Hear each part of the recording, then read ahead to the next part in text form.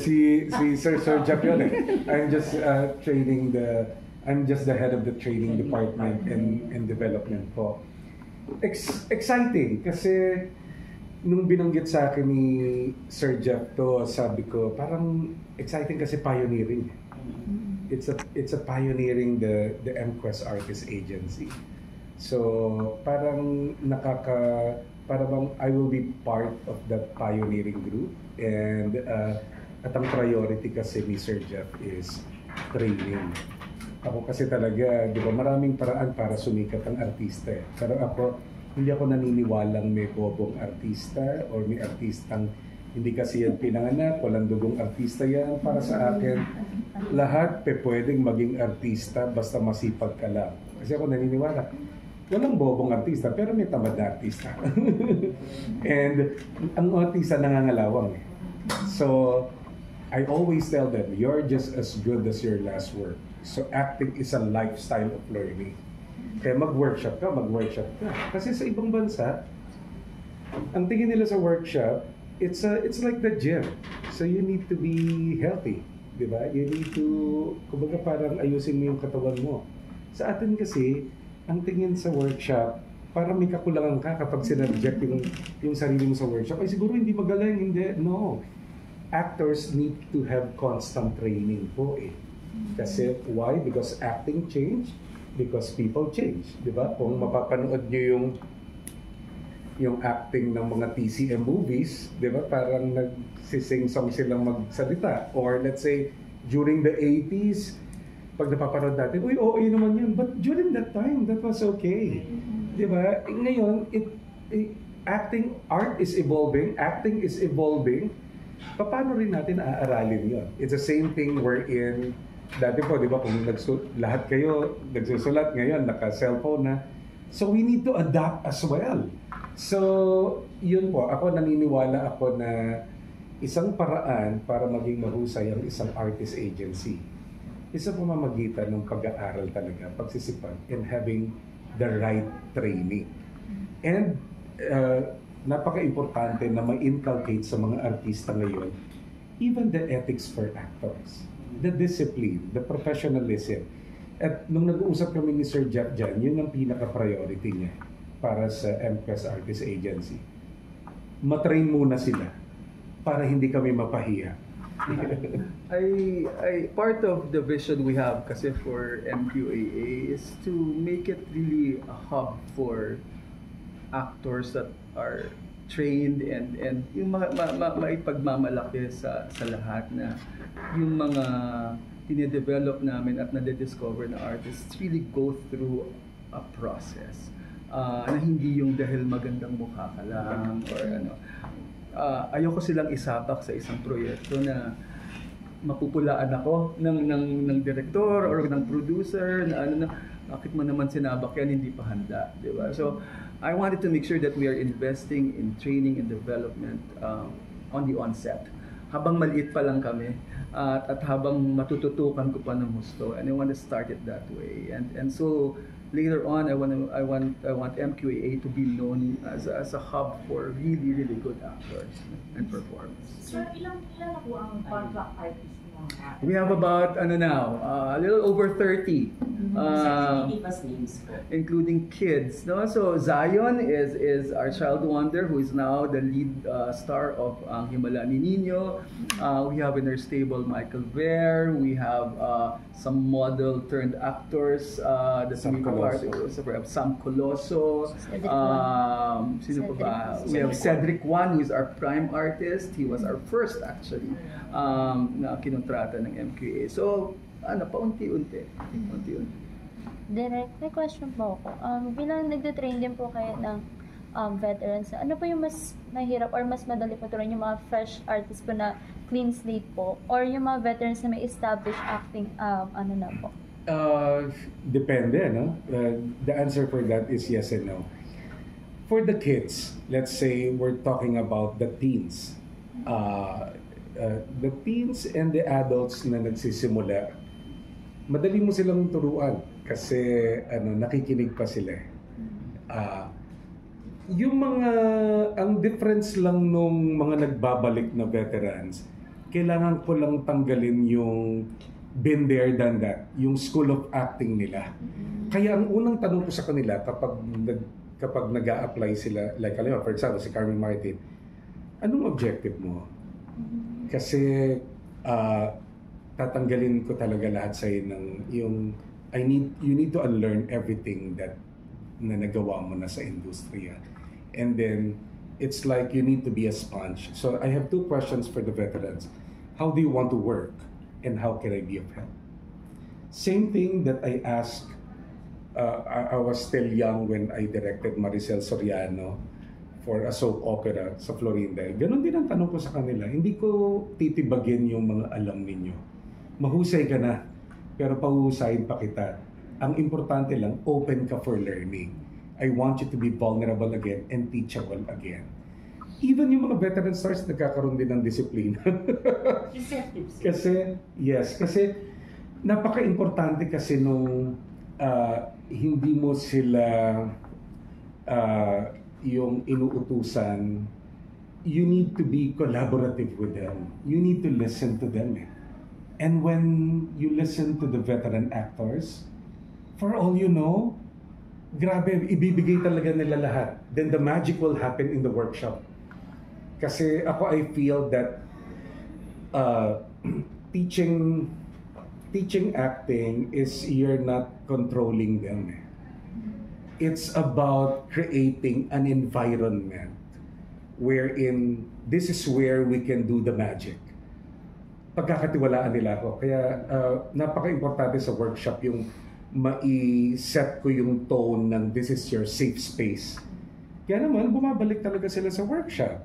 Like, I'm talking about, they're not free, Like sila Carmen Martin, they really pay for the workshop. Tapos, they really rehearse. Since nabanggit ni Sir Jeff yung disiplina kanina para hindi kami mapahiya, I've known in the industry as I'm not Filipino time. If you're 1 minute late in my class, you're out of the room, wait to be seated. Napapatawag po talaga ako sa mga executives niyan. Sabi ko, paano na lang yung disiplina ng mga bata? And as simple as courtesy. Yung simpleng courtesy like wag niyong dadaanan yung mga veteranong artista kahit hindi kayo kakilala. Kasi the tendency now of the generation now is to be entitled. So as simple as say thank you, say good morning. Ako po yung makakatrabaho ng artista, first time ko lang po. Same thing that I did when I first directed Eddie Garcia here in the Kapatid Network. We had a show, yung Third Eye after that. First time ko makatrabaho dito, Eddie. Sabi ko sa EP, sabihan niyo ako pag nandyan na Talagang uunahan ko, ay Tito Eddie, ako po si Ryan Carlos, ako po yung director ninyo. Pag pack up niya, ako rin ang magpapasalamat sa kanya. And then to my surprise, ang sabi ni Tito Eddie, no, I learned a lot from you. Hindi po, ako po ang natuto sa inyo. So napaka-importante sa henerasyon ngayon na hindi pa rin tinatanggal yung tradisyon ng pagiging Pilipino, yung values natin, na with all those technology, di ba, yung, ano bang acting? Interpersonal relationship Yan ang wala na ngayon sa mga artista or sa mga baguhan kasi everything is phone. Kaya sa class po namin, there's no phone. Pag-break lang. Kasi it's really personal. Yun po. Sa previous workshops mo pa, direct marami ka na stay out. Marami na ganun. Meron po. Tapos sinusulatan ko sila ng wait to be seated naman po. Papapasokin ko sila. Sabi ko, no hurt feelings ha. Sabi ko gano'n kasi late ka Tsaka yung mga nagko-complain sa boss, tapos pinapatawag. Ako mga po, sikat yun, I'm sure. Yes po. Pero ako ang lagi ko sinasabi doon is that ang biro ko lang po talaga dati is sabi ko kapag pinapasok ka ni Sir tawag dito the only person na makakapagpapasok sa room sa akin, para kunyari lang, sabi ko na si Sir Jeff kunyari. Si Sir Jeff ang makakapagpapasok lang sa akin sa room. Pero kapag pinapasok ka ni Sir Jeff, magre-resign ako. Speaking of that, meron na po kayo artist na talagang hindi mo na in-accept Ay, hindi naman po. Wala ganon. Hindi Wala naman pa, po. ever. Hindi naman po. Meron lang akong naalalang artista na talagang late siya kasi kailangan niya. Siya yung nag-request ng workshop. Pero siya late. Tapos, first session, 3 session lang po kami. Kasi meron siyang, this is a one-on-one eh. At mismong the executive asked me to train the actor. What happened, 1 hour siyang late dun sa first namin. Sabi ko, huwag ka naman late kasi I want you to respect my time. I will respect your time too. I'm not Filipino time. At konting oras lang tayo, paano na ikaw ang lead dito, ganyan-ganyan, or semi-lead. Sabi niya, hindi na po ako malilate. On the second day, 4 hours lang yung workshop namin, late na 2.5 hours. Hindi ko na siya minute. Tapos sabi ko doon sa staff ko, bigay mo to, may love letter ako. Mahaba. Sabi ko sa kanya, basta naalala ko lang po sa dulo, I love you, that's why I hate you for today. Kita na lang tayo sa susunod na session. Ika-third session. At sa third session, on time na siya. Kaya lang, sa mga interview niya, ang lagi niya sinasabi, dami ko natutunan kay Direk, but for all you know, natutunan niya lang sa akin is to be on time, is to respect people's time. Kaya napaka-importante po noon eh. Tago natin yan. Yun lang po. Itago natin sa pangalan na. Gulong mo sa akin. May blind na. Pero wala ka to na sumasagot yung nagdarasan in front of your class. Wala pa. At the moment po, siguro mga maybe 1 or 2 lang. Pero valid naman yung reason nila. Kasi naiintindihan ko po yung tanong ninyo. Ang mga kabataan talaga ngayon, the generation now, even the actors, tatanungin talaga nila. Pero ako, masasagot ko naman talaga sila sa tanong nila. And usually, supalpal sila sa akin. Dahil, I will always ask them, did you rehearse? Kasi in my class po kasi, kunyari, bibigyan kita ng eksena. Papanoorin mo yung buong pelikula, babasahin mo yung buong script. Tapos you will rehearse 6 hours before putting that scene in front of me. Sabi yung iba magdadaya, mag-meet sa Starbucks, mag-meet sa McDonald's.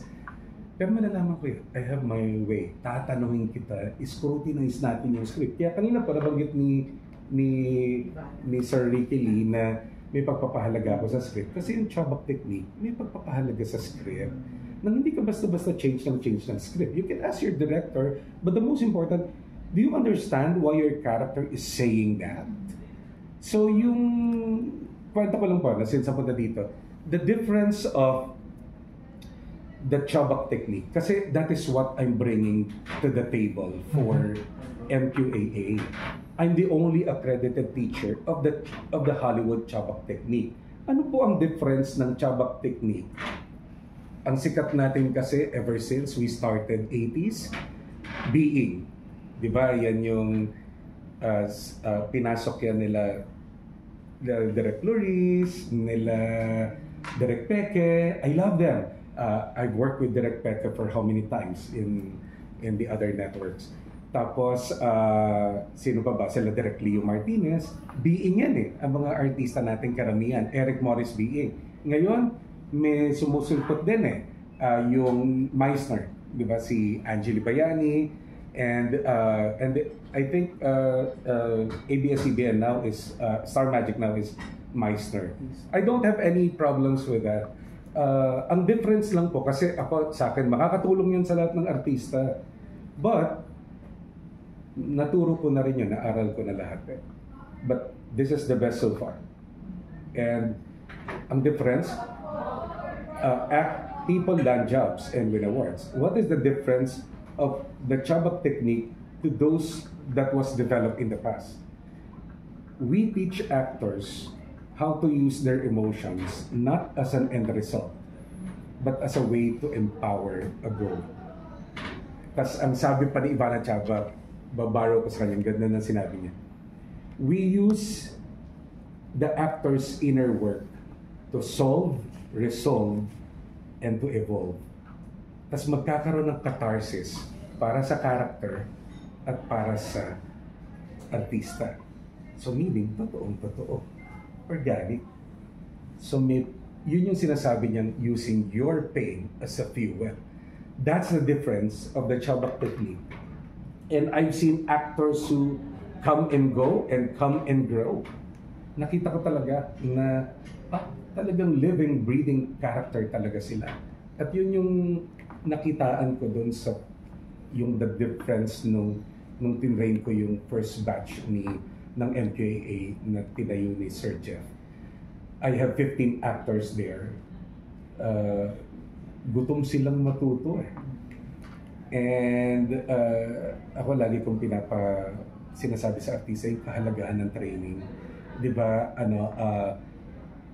sabi ko sa kanila, di ba it's so difficult to create an abs? Kahit ako eh. Di ba? Parang hindi siya overnight. So there's no such thing as an overnight actor too.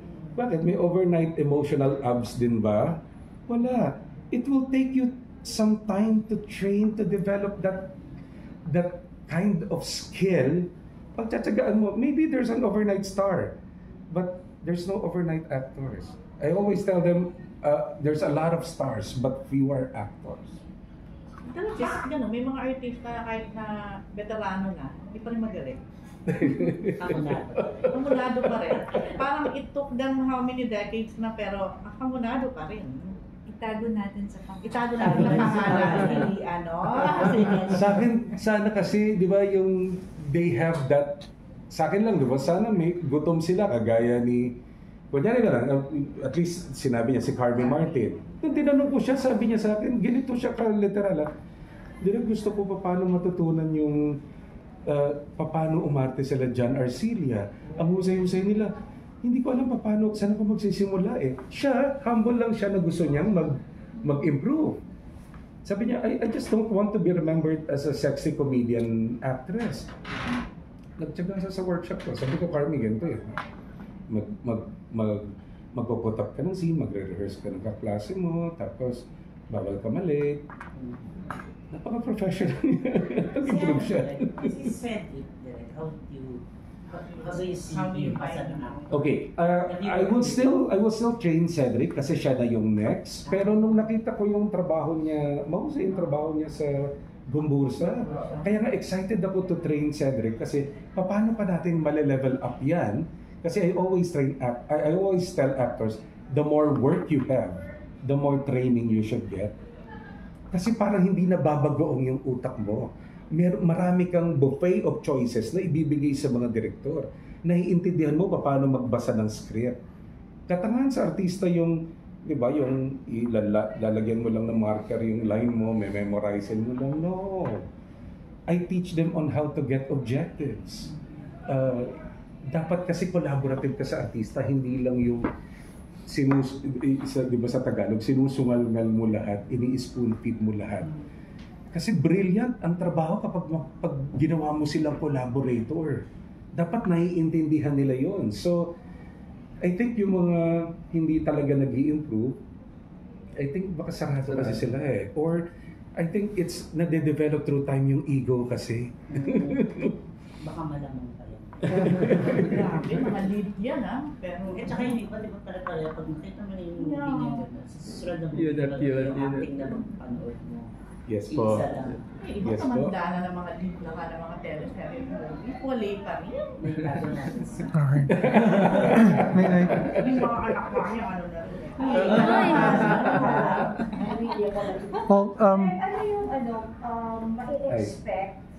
Sorry, I'm late. It's okay. Thank you for knocking me out. Our last. Direk, ano yung... Hindi naman kita artista eh. Malapit na. Buti na lang kaya tayo.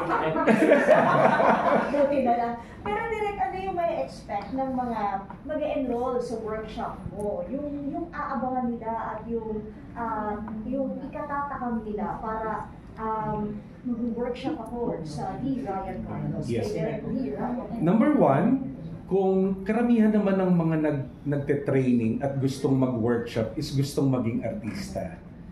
At isa sa mga objectives namin why we want to offer a public workshop is because nagsisimula yung MQAA eh. gusto namin mag-discover ng mga bagong talento, ng mga bagong artista. But it doesn't mean kapag nag-workshop ka kagad, artista ka kagad. So meaning, pagsipagan mo sa workshop, and then kapag mahusay ka, nakita ko yung growth mo, both, hindi lang yan sa skill, pati sa attitude. Kasi meron akong assessment report lagi dyan, naka-line graph yan, pati attitude nila, pati attendance, ilan ang late, etc. Sino ka eksena, nag-rehearse ka ba or what? That's part of me assessing them if they will level up. Kapag yun lahat na ipasa nila, and then maybe I can have them go see kay Sir Jeff, and then they can be considered to be part of the pool of artist training. Then eventually, we will create an MQA artist registry wherein may mga pang character roles, pang second lead, at mahusay sila doon. At walang edad yon. Kasi dati may workshopper akong 69-year-old. Tapos, after 4 years, meron na siyang billboard sa EDSA. Naglabas na siya sa soap. Kasi sabi niya lang, si Tita Cecil Santos yun na lumabas yan sa Lobo, sa mga ibang projects sa iba't ibang network. Pero sabi niya, ayaw ng magulang ko dating mag-acting ako . So ang nangyari, nakulong ako sa pagiging HR head for the longest time. Now, sabi ng mga anak ko, Ma, pwede mo na gawin yung pangarap mo. Nagtyaga po siya sa workshop. At ganun din, para rin siyang nagpupuyat din siya, nag-aaral din siya, nagsusulat din siya, lahat ng preparasyon. And then sa kakasipag niya, 72 years old, nagkaroon siya. Ngayon yata 77 na siya. Parang gano'n. So, walang edad. And the most important is whatever I will give na training for the MQAA artists, the pool of artists, it will be the same training that I will give for the public. Tas yung iba minsan i-combine namin . So, magiging kaklase na rin nila yung mga artista namin sa MQAA. Of course, I will give them the best training. Hindi lang kasi acting ang i-offer namin. So, I have dance and voice. But though I'm not the teacher, of course, of that. Kasi I believe that ang gusto namin sa artista namin dito, triple threat performer. Kasi di ba minsan, as simple as this, it goes hand in hand . Kunyari, yung artista ko, model, stiff. Hindi yun overnight. So sasabihin ko sa kanya, can you go to the dance class? Can you go to the voice class? Kasi ang artista dapat kumakanta rin at sumasayaw. Lalo na ang artistang Pinoy kapag nagpo-promote. Di ba? Yung hindi ka dapat yung, ay naiya ako . No. Kasi karamihan ng mga gwapo at magaganda, di ba? From neck down, stiff. So, I remember that when I was training the Binibining Pilipinas, kasi I trained Lara Higaman and si Shamsi Sopsop confidence in front of camera. Ganon din . Yung lahat aaralin mo, there is science to do it. Hindi pa pwedeng yung acting natin ngayon. Sige, bahala na si Batman. Magaling ako umiyak direct. Parang gripo mata ko. No. There's a science to do it. And kailangan mong aralin yung script, yung character mo. So all of those are what they can expect from, they can be discovered, and at the same time, they can have the training of what the Hollywood actors is learning from Ivana Chapa. Direct, can you talk more about the public workshop sa December? How many people are we expecting? Ayun nga, yung mga na-mention mo din na workshop singing dance. Yes, we will start the workshops this coming December, around first week or second week of December. We will have a kickstart of our workshops. What we offer is acting for teens and adults, acting for kids. So, naka-divide ang 6 to 9 and then 10 to 12. I even have, and in the acting workshop for teens and adults, divided into 4 yan . Introductory level for those who's really starting, advanced level 1, advanced level 2, and the master class. The master class are for the actors, the working actors, or for those people who work their way up. But the advanced, I will just assess them. If they feel that they are advanced students already, I just need to see the body of work. Ano nang natrabaho mo, saan ka na lumabas, etc., etc. Sino na nag-train sa'yo before. Kahit hindi ako yung trainer, I just need to assess them. Then we have the dance and the voice as well. So that would be every Saturday, Friday, Saturday, Sunday lang, once a week lang ang mga workshops. We will have registration starting this coming Saturday and Sunday. And marami na rin kasing nag-aabang that they want to continue their training of Chabak technique in acting. And since ako lang yung accredited teacher, nobody can really teach. So this is their opportunity now to grab and to register and enroll in our classes. Yun. Mag-spill over yan up to February of next year. Direct sundutan ko lang yun kasi di ba you are the only director in the Philippines that is accredited nga for the Chabak technique. Kasali ba yun sa, I don't know if we have certificates, sir, after yes, the workshop? I will give them certificates kasi they will have recitals at the end of the program, and then even sa acting, even sa dance and the voice, and then they will be given certificate for that. Yun. that they na-train sila.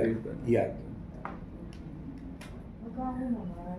Ayun. Basta nasa QR code. But definitely it's fair for the fair price and affordable. It's you can check naman all workshops as well kasi di ba maraming workshops ngayon. Like may Meissner, may Being, but again dito lang nila makukuha sa MKA yung training ng Chabak. It's a good investment.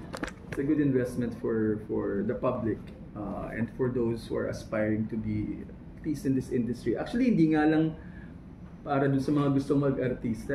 It's actually a good program for self-development and to build that confidence. No? Ang ganda naman kasi I've seen the first batch of our talents undergo the first acting workshop, and you would see immediately how they are reacting to what they have learned and ano yung changes in the way they deal with people. It's like almost instantaneous. Yung parang in the 10 sessions they've done, yung learning is naka-imbibe, na-inculcate in their minds and in their hearts, and when they talk to you, it's a totally different parang and you would want to see that developed somewhere. Kasi they get to know themselves more in the class. Oh, I think yun yung difference na mas nakikilala nila yung sarili nila sa workshop. Yung sinasabi ni Sir Jeff kanina, I think something like 4 or 5 of our actors or 6 of our actors dun sa 15 na nag-workshop sa akin sa first batch, habang nag-workshop kami, ginagamit na sila sa show Like yung Himala ni Nino, The First Family, and nagugulat yung director kasi they really improve. Ang bilis, take 1, take 2 lang. Kuha kagad nila yung character, preparado kasing artista. I think that's the most important to really guide these actors kasi walang mag-guide talaga sa kanila Kaya napaka-importante talaga ng training. Yung sinasabi ni Direk na simpleng disiplina ng oras is very important. You see the effects right away. And the way they deal with people. So I think yung basic foundation of actors na kailangan is really a big part of what Ryan will bring to the table. Magaling siya doon, and I've seen it myself, and I've seen the effects of it. So tama yung decision ng MQAA to have Direk Ryan on board, and I hope that a lot more people, including the public, can actually take part of this opportunity. Tsaka nag-guide din yung mga artista na yung workshop kasi parang therapy sa kanila. Kasi we deal with their personal stuff. Yeah, no cell phones in the class. No cell phones in the class. Naku, mahigpit po kami doon. As in talagang kasi sa class kasi, even in Hollywood sa Ivana Chabak Studio, pag tumunog yung cellphone mo, you pay $20 sa class. Fine talaga. Tapos, ang sama ng tingin sa'yo ng mga Hollywood stars. Kasi parang sila, they don't have gadgets. They have notebooks, they have pens. It's traditional. Dito, dati sa class ko, pag tumunog yung cellphone $500. Aba, nakakaipon kami. So, ang nangyari, bumili na ako ng shoe rack. Okay, deposit your phone there. Pero pag break naman, they can use that. Kasi it's not really for safety, but for you to have that sense of this is our safe space. We trust one another. And pag nakita mo namang nagiging vulnerable sila, it's a sort of a therapy sa kanila. Nawawala yung, di ba, nowadays, ang bilis ma-depress ng mga, hindi na lang mga artista, kahit naman minsan tayo di ba? Or that because of all the gadgets. But that is their way on how to cope up, to improve themselves in the workshop. Kaya nga maganda talaga nun, bonus na lang yung magkatrabaho ka at manalo ka ng acting Matagal pa yun Pero yung makilala mo yung sarili mo sa workshop, that's different. I know there must have been like a lot of differences with regards to the MQAA artists that you dealt with recently. But what is like their overall need that you wanted to address right away because they lacked something of some sort? Okay. Since MKA is starting, is a starting artist agency, I think the most important that I need to bring to the table and to train the actors is the foundation. It's the foundation kasi it's really pioneering So nung kakatapos lang nila Sir Jeff to get those actors right away, tinrain kagad namin sila And the most important sa training is mawala yung norm nila na ganito pala yung acting pagdating sa set, di ba? Yung on the spot, sige gagawin ko na lang, hindi na ako magpe-prepare. So I think in general, it's really putting the foundation of discipline, of hard work, ethics for actors. I think yun yung, hindi ko sinasabing wala sila noon kasi ang meron sila, ang gusto ko sa mga artista na na-train ko, 200% gutom sila. When I say, yung may hunger talaga sila for learning. Kasi in-inculcate namin ni Sir Jeff na the importance of yung hindi pupunta to sa ulo ninyo kapag once money and fame goes to you. Napaka-importante nung pinapahalagahan mo pa rin kung saan ka nanggaling at napaka-importante nung it's a lifestyle of learning. Yung aaralin pa rin natin. Diba? Let's say, for example, even though you're a lead actor now, you still spend time to really research about your character, alamin mo. I think yung it's more of pushing them to really study more.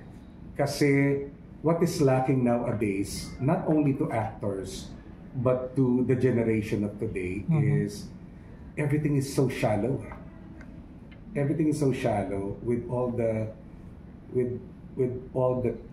TikTok, social media. We love that, but wala na sila nung interpersonal relationship. Kaya sa workshop, what we do is we bond after the class. Parang ang term nga ni Laila na nagpapagpag kami nung in-interview niya ako doon sana. Para ngayon, hindi namin dala-dala sa bahay. Yung alam mo yung we share each other's thoughts, hindi yung text.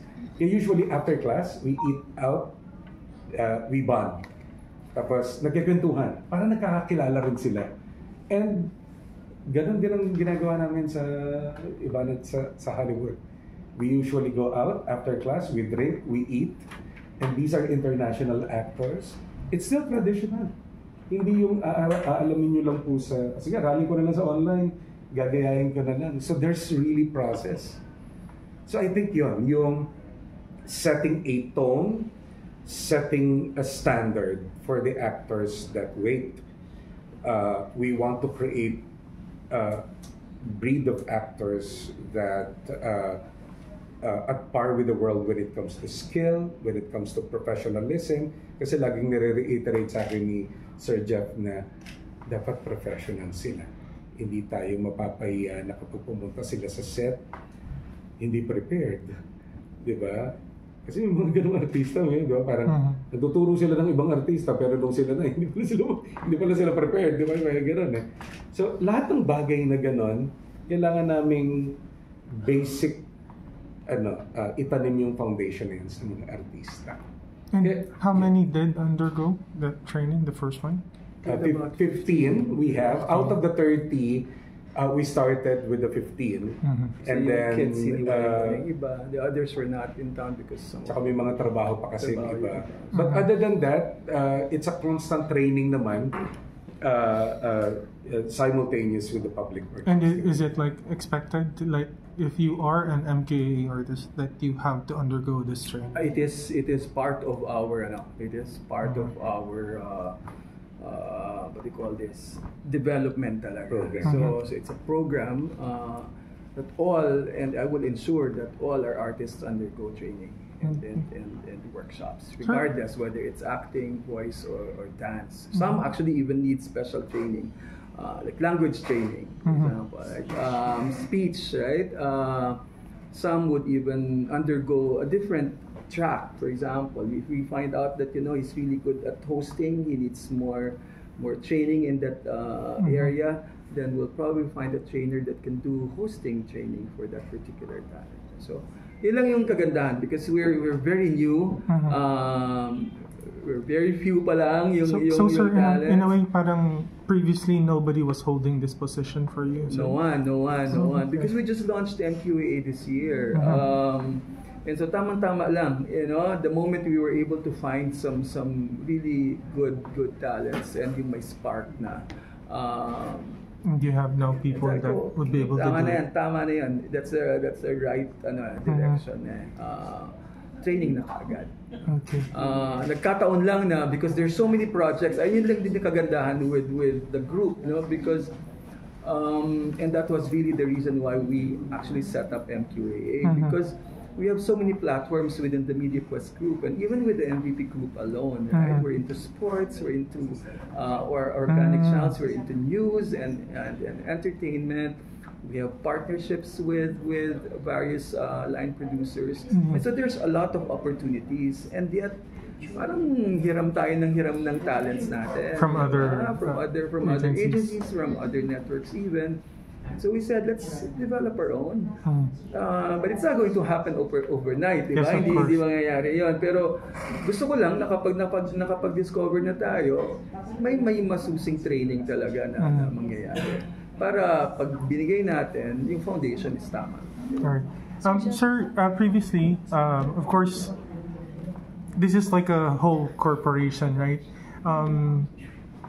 Previously, you had TV5 Entertainment, like an arm of it, doing the same thing, or Yes. probably more than what you're currently doing with MKA. How are you thinking of not repeating the same mistakes, if ever there were mistakes of? No, I think we many years ago I was already here as well, and then I just transferred. But I remember that we actually developed some talents already before, right? And some of them actually are big stars now in other networks. So there were I would not say mistakes, but definitely we have a lot of learnings from that experience, and we hope to be able to really do the right track this time around.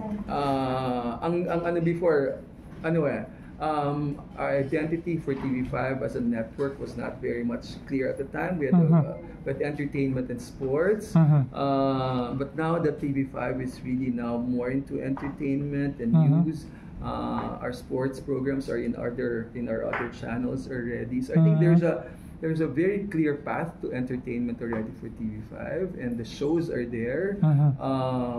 I think that will give and provide the support necessary for our artists to grow and be recognized. So, may daming learnings, and we hope to be able to do better this time. And sir, also, meron parang mga nagsa-spot production po with regards to like the time that you allocate for the TV5 network per se. Di ba parang naging ganun po? Parang nag-timeshare or something? What do you mean? Sorry. Yung parang ibang production po ang Parang nag-show. block time Yeah, siguro. nag-block Nagba-block time. time. Yes. Ganun po yung parang naging path previously during the pandemic and also We do have partnerships. No, we have partnerships with Viva. We have, but these are all collaborative efforts. No? Okay. And some are joint ventures even. And will MQA be like Oh, definitely. functioning Oh. as the source of the talent now because of yes, the that's part existence. of the plan. That's part of the okay. plan. Kaya binuo namin yung MQAs because even if we have partnerships with other line producers, we have joint ventures, that's the intent. No, to be able to if not share, at least put our talents in the front line.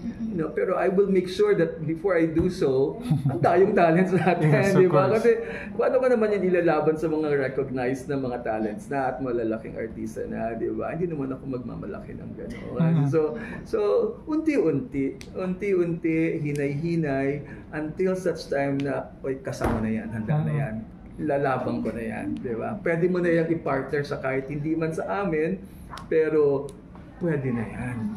But are you happy with the artists that are doing like, of course, Nino, and some other shows that you have on the network are really doing good and getting recognized by people? Are you happy with what's currently happening? Of course. That's a good start. That's the track we want to take. And we will do everything to support that objective of ours. And Ryan and the training and development we have put in place plays a very, very pivotal role in our efforts to make that really, really achievable and successful. All right, thank you so much, sir. Sir Jeff, you mentioned Sina Sam Coloso were there.